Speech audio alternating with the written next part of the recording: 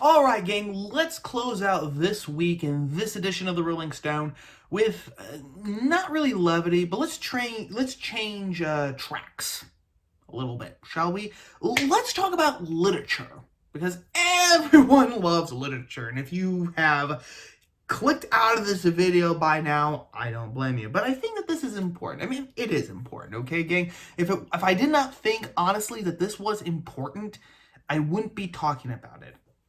I am probably one of the last people who should be talking about literature because my degrees are not in literature whatsoever. They're in history. I'm the history nerd, but I love literature still because I've always loved stories. I was very, to speak just plainly and bluntly for a second, gang, I was very, very blessed to have a mom and a dad who both read to me. Because starting when I was, just a kid, 2 years old, I remember what were they, the Golden Spine books or the Golden Books for Kid. I had a bunch of those, had a bunch of just all sorts of books. So I remember that when I must have been about 4 or 5, one of my favorite books from the local library was a story about the Trojan horse. I mean, it was an illustrated, of course, children's book about the Trojan horse. Loved that book to death. And I had the children's version of the Arabian Nights and Robin Hood and Sherlock Holmes and just all of these. John Henry, too. Just all of these wonderful books. So that is what installed in me the love for reading, the love for stories, the love for literature. Poetry, for me, is a bit more tenacious because if I know very little about literature, I know even less about poetry. I am afraid I am one of those uncultured swine who will read a poem and like, yeah, I like that. Or I'll read another poem and be like, nah, I didn't like it. But I do love poetry. I love, for example, Edgar Allan Poe, one of my favorite poets. Is anyone really surprised? Love G.K. Chesterton. Love oh gosh, not T.S. Eliot. T.S. Eliot is good. I love his name just went right out of my head. Tennyson, that's who it was, the poet laureate of England, Tennyson. The 600. He wrote the poem of the fall of the 600 during the Crimean War. I mean, I love that sort of poetry. Love that sort of poetry. Yeats, another poet that I really admire, really just love reading. I love the language slipping through my teeth as I read it. And Emily Dickinson, 19th century American poet, is a poet whom I greatly admire, whose work I greatly love. And you might have known that in 2019, Apple TV, because of course all of these cyclopean monoliths, now they have to stick their tentacles into everything. So it's not enough for Apple to actually just be one of the world's foremost seller and creator of digital technology, the iPhone. Now they have to have Apple TV. And so, of course, with Apple TV, they weren't just satisfied with getting the rights to other things and then allowing you to watch it on Apple TV. No, they had to create their own show, which, I mean, I guess in retrospect makes sense. Why would you subscribe to a new service, Apple TV, when you're just going to see stuff that you could actually see in other places? Maybe on Hulu or Netflix, especially if you already had an account with those companies. So the showrunner, the one that really inaugurated Apple TV, was a show called Dickinson, which has been renewed for a 3rd season because, of course, Dickinson, which is a period piece and is about the life of Emily Dickinson. But it's not actually Emily Dickinson because it's this weird composite where it takes place in the 19th century. We're told that this is Emily Dickinson, but it's not Emily Dickinson. They talk like contemporary American teenagers. So this should actually be qualified as a horror story. Maybe this is a spin-off of like American Horror Story or something. I mean, by golly, American teenagers, American young people, myself included, we have horrible grammatical skills. in my humble opinion. And to actually insert that in a time period on people who could actually talk, who could actually, what's the word? Elucidate? There we go. Who could actually elucidate? That's horrible. And that's really what gets into, that really gets into the meat of what I wanted to talk about here as we wrap up this edition of the Rolling Stone. This show was created by a woman called Alina Smith. She is the writer and she is the director of this show. And the New Yorker magazine did a piece on her. That's how I came to know about this. Not about the show, but how I came to know about a few more of the intricate details about this show, because as I said, what they're doing, they say that it's Emily Dickinson, but it's not Emily Dickinson. That is actually truer to home than you might think. Let me read you a pull quote from the New Yorker story. Smith, Elena Smith, the show's creator, seems less interested in the historical Dickinson than in a sort of personification of her authorial voice, played by Haley Steinfeld. That voice, Smith said recently, quote, embraces paradox and defies authority. Focusing there allows the show's Emily to be more subversive than she was in life, to espouse, for instance, feminist and anti-racist beliefs. The of-the-moment accents, miscue cues, serial jokes serve an eerier argument that Dickinson's poems are startlingly modern, and that they have always conversed with a future that is suddenly here. So there you go. This show that is supposed to be about Emily Dickinson is not actually Emily Dickinson at all. It allows the show's Emily to be more subversive than she was in real life, to espouse, for instance, feminist and anti-racist beliefs. Now again, I'm not a literature person. I have read the poetry of Emily Dickinson. I know practically next to nothing about Emily Dickinson herself. I know that she was from New England. I think she was from Massachusetts, because I think that she at least corresponded in the same circle with Emerson and Thoreau and those guys around that same time period. So I know that she wasn't a Southern poet or a Southern writer.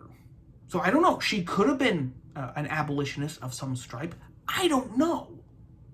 But I know for sure that when she say that anti-racist beliefs, that's code there, gang. Anti-racist. We're talking about Ibram Kendi's, recent ideology about anti-racism. You can't be a non-racist. You have to be an anti-racist, which means that you have to be racist towards Caucasians, towards the people who are not politically black or politically Hispanic or politically whatever. Okay, that's what that is. Anti-racist. Feminist too, before even the feminist movement had really even started. If you want to take feminism back to the 19th century with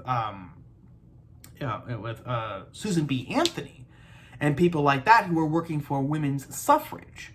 So because Emily Dickinson was even before that, she was before the Civil War. She lived before the Civil War. So we're talking the first half of the 19th century.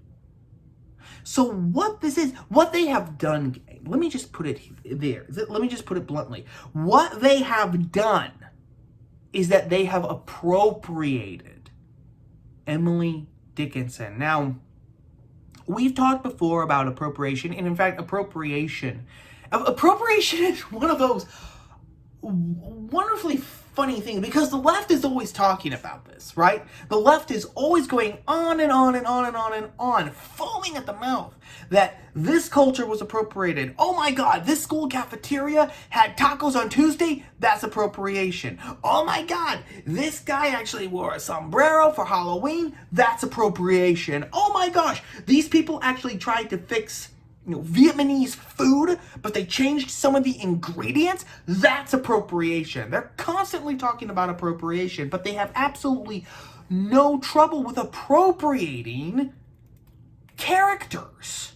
They have no problem at all appropriating actual people. And give you an example. A story just came up today, and I'm recording this on Friday, February the 26th. Story just came up earlier today from the Hollywood Reporter saying that DC is going to be making another Superman movie. J.J. Abrams is going to be producing it. They've cut off Zack Snyder and Henry Cavill and everything. But The person that they got to write this script is Ta-Nehisi Coates. He's a writer. I think he also might be an editor over at The Atlantic. But the reason why Ta-Nehisi Coates' name is being bandied about these days is because he's jumped on hook, line, and sinker with the racial discriminatory bandwagon. Everything is systematically racist. In fact, in 2018, he wrote a piece that was published in The Atlantic that said that Michael Jackson, okay, the king of pop himself, was dying to be white. In fact, let me just read to you a bit of what he said, okay, because it has to be heard to be believed. Ta-Nehisi Coates said in 2018, okay, Michael Jackson had always been dying to be white. That was what my mother said, that you could see the dying all over his face, the decaying, the thinning, that he was disappearing into something white, desiccating into something white, erasing himself so that we would forget that he had once been Africa beautiful and Africa brown, and we would forget his pharaoh's nose, forget his vast eyes, his dazzling smile, and Michael Jackson was but the extreme of what felt in those post-disco years to be a trend. So there we go. Ta-Nehisi Coates said that Michael Jackson was dying to be white, trying to get everyone to forget that he was Africa beautiful, quote unquote, whatever that means.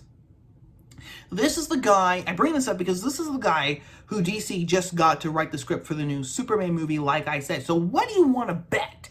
That Superman is no longer going to stand for truth, justice, the American way. That heck, Superman isn't even going to be the character that we've known and loved for 80 plus years, but instead is going to be pigeonholed into contemporary leftist jargon of BLM, Antifa, systematic racism, white supremacy, white nationalism, America is evil, blah, blah, blah, blah, blah. I guarantee you that that is going to be the take on Superman.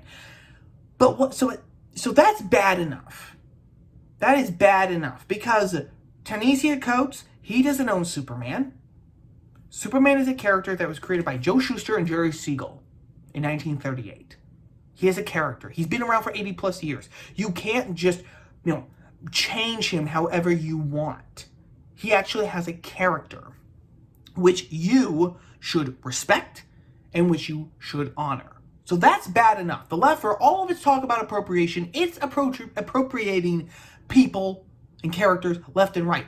This, what Alina Smith is doing with Emily Dickinson, is even worse because Emily Dickinson was an actual real person. They are scrubbing out the actual Emily Dickinson who lived, breathed, died, and wrote beautiful, beautiful poetry.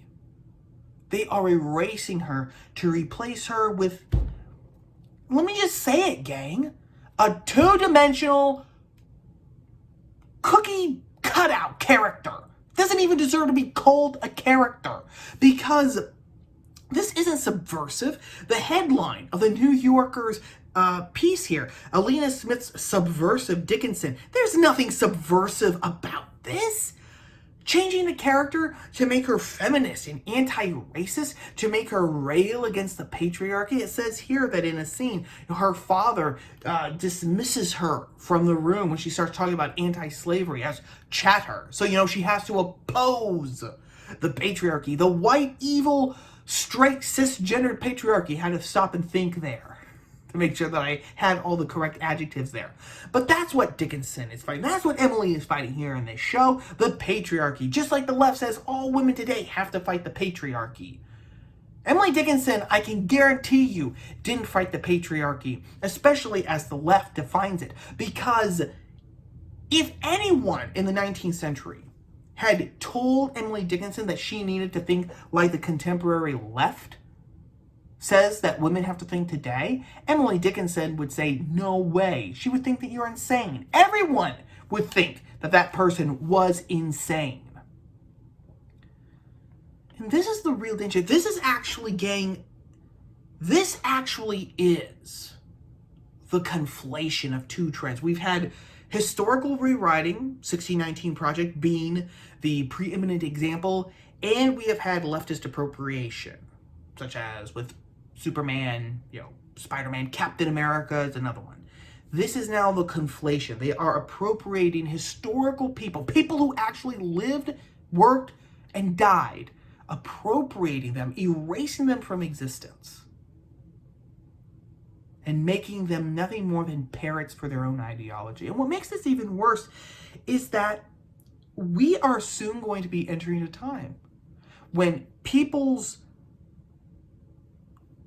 interaction with Emily Dickinson is only going to be through this show. How many high school seniors do you think actually read Emily Dickinson?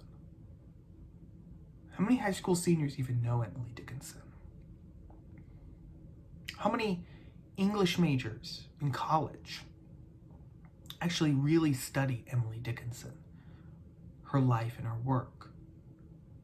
Remember, she's just another white woman. And we've also heard that white women are perpetuators of racism. So why would you study her when you can study this, black transgender poet over here? Or this Hispanic lesbian poet over here?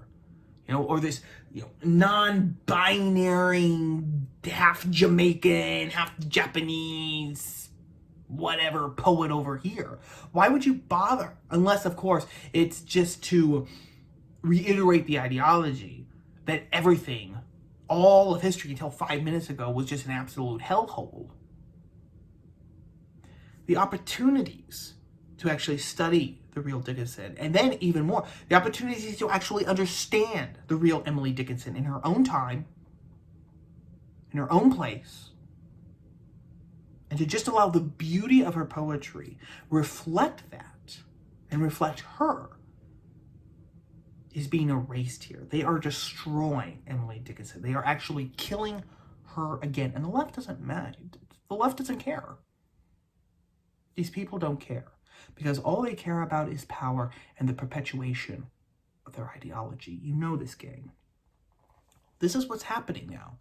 And this is why, more than ever, it is important for us to take the ball into the next level. Everyone, myself included, we need to gather these writers, buy their books, even if it means going onto Amazon to find them, if it's the most economical, finding the poetry of the 19th century, the 18th century, the early 20th century, knowing something about these writers, who they were. They're part of the Western canon. Maybe they're not part of the great books, but they're part of our heritage. They're part of us. And we have to know them on their own terms before all that we have left is garbage shows like Dickinson, which isn't interested in Emily Dickinson. They're only interested in the sock puppet that they call Emily Dickinson, by which then they can recreate the past and then reinforce the present that they've already created in order to strengthen their hold on the future. That is what they're doing, and that's what has to be opposed. But as usual, gang, I have talked for far too long. So until we meet again, until next time, stay safe and stay free. I will chat at you later. Ciao.